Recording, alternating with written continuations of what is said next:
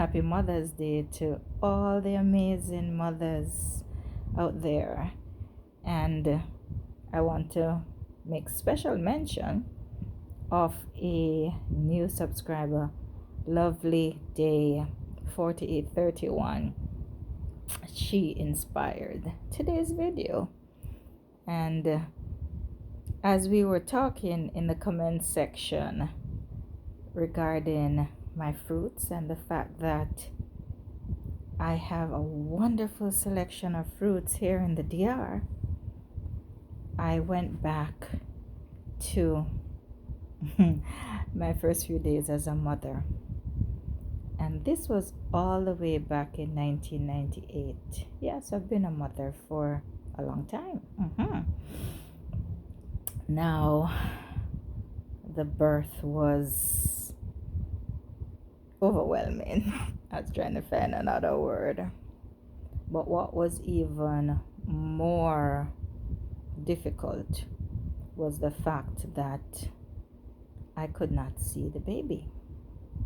So there I was on the surgical ward, having had a C-section. My blood pressure had gone through the roof. It was a miracle indeed that either of us had survived.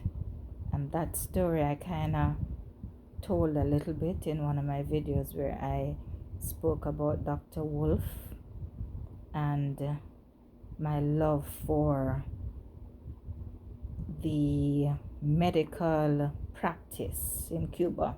So you'll have to go back and watch that video if you want to get a little bit of story on that.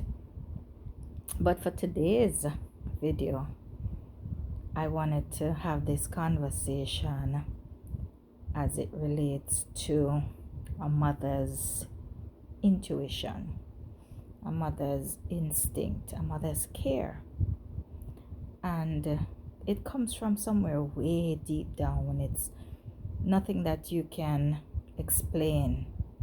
Somehow the birthing process, the carrying this individual, the growth, the movement, the kicks, they all come together to create this strong maternal protective drive. And so today we're talking about how nutrition saved my son's life. You see, when he was born, he had ingested the meconium. And this is this dark stopper. It's a somewhat solid black substance that stops the anus.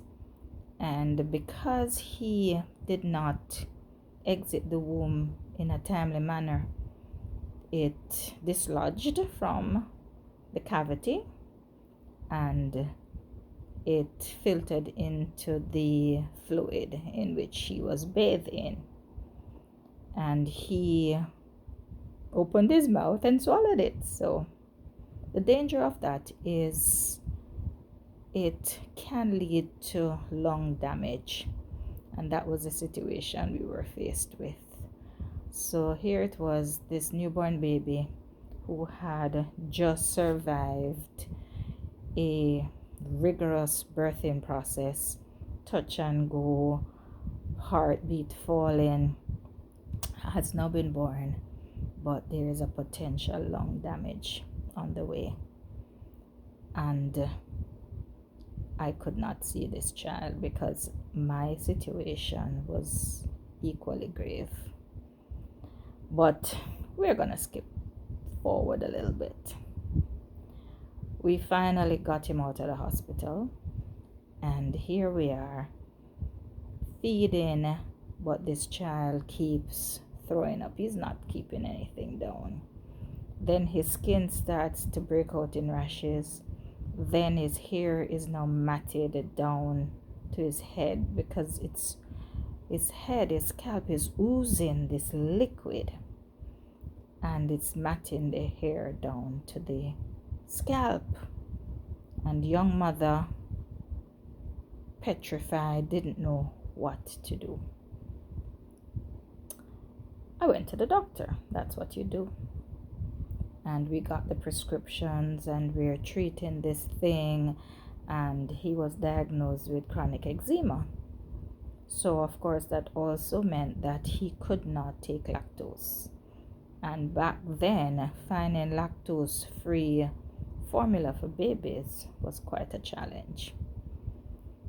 Now, the first thing that happened that I thought was absolute genius was this particular Sunday, as I was getting ready for church and realized that we had no juice for the baby, no Gerber juice.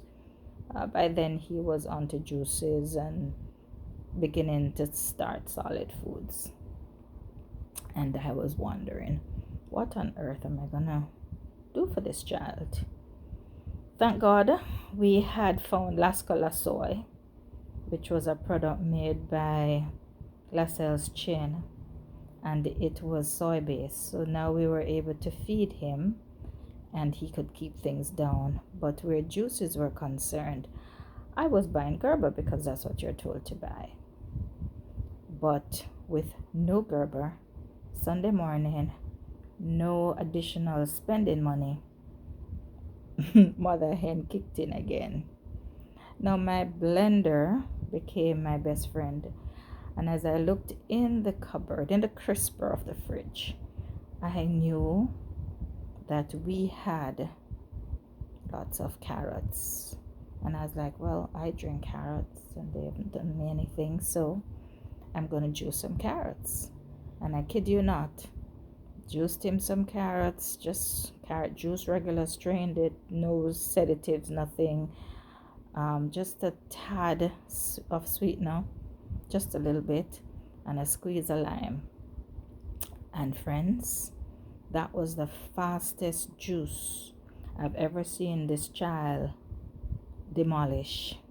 And there began my journey to finding alternatives, natural ways to feed and to maintain his health.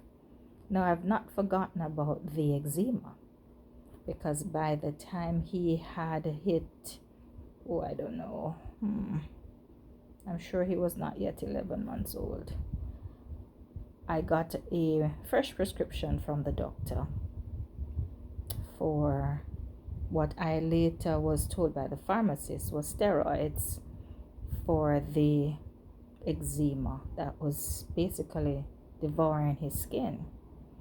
And this particular pharmacist confiscated the prescription, told me that no way should a child, yes, he was 11 months old, a child 11 months old should have been on steroids for more than 6 months. And he, in his good judgment, would not be dispensing this product anymore. He sent me away, and I was overwhelmed. I was distressed. Those were the days when you didn't have many pharmacists and pharmacies. So I went and I found Back to Eden.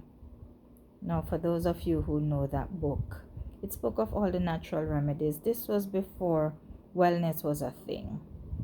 And as I devoured the information in Back to Eden, I learned that the secret weapon to his eczema challenges was in my fridge. Yep, that fruit called papaya. And the preparation was very simple. Juice the flesh of the fruit and give it to him. Simple. Okay, good. That started to fix the problem from inside.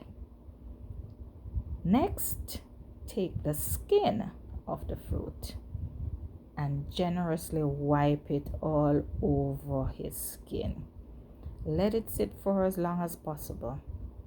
Do it early maybe, and when it's time for bath time, then you just wash it off. Okay, I can do that. That I did. Step 3, take the seeds, beat them, put them in the sun to dry. Get some milk, mix it up together with the milk, make it into a paste, and put it on the eczema areas. Friends, I kid you not. That was the beginning of a prescription free journey that eradicated eczema from this child's life. And I would not have known it had that pharmacist not refused to fill another prescription.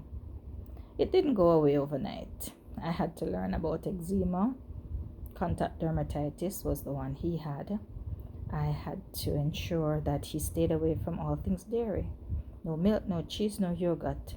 And I explained to him as he grew that the science suggested that if he was free of all lactose produced substances for 4 years, he would be clear. And we did just that. And so ice cream was banned in his life, and it was a very, very rough process to not give this child ice cream, but I explained and he understood. And can I tell you, we gave him everything natural. We gave him glow foods, all things yellow: mangoes, papaya, bananas, carrot, pumpkin, everything yellow. And as he grew, he had the most beautiful skin that people would say, if this child was a girl, she would have all the guys raving at the quality of her skin. And as time went by, the lactose intolerance became less pronounced and he was able to have ice cream. So that for me was the crowning moment of success, because finally, having worked on a project together, he was able to fulfill the need that he had for years had to sacrifice, not having ice cream. And so this is how nutrition helped to save the life of my child. To all mothers out there, keep trying, keep pushing, keep investigating, ask, speak, and talk to your children.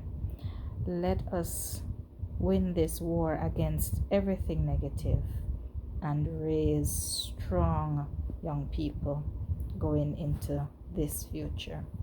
Happy Mother's Day, everyone.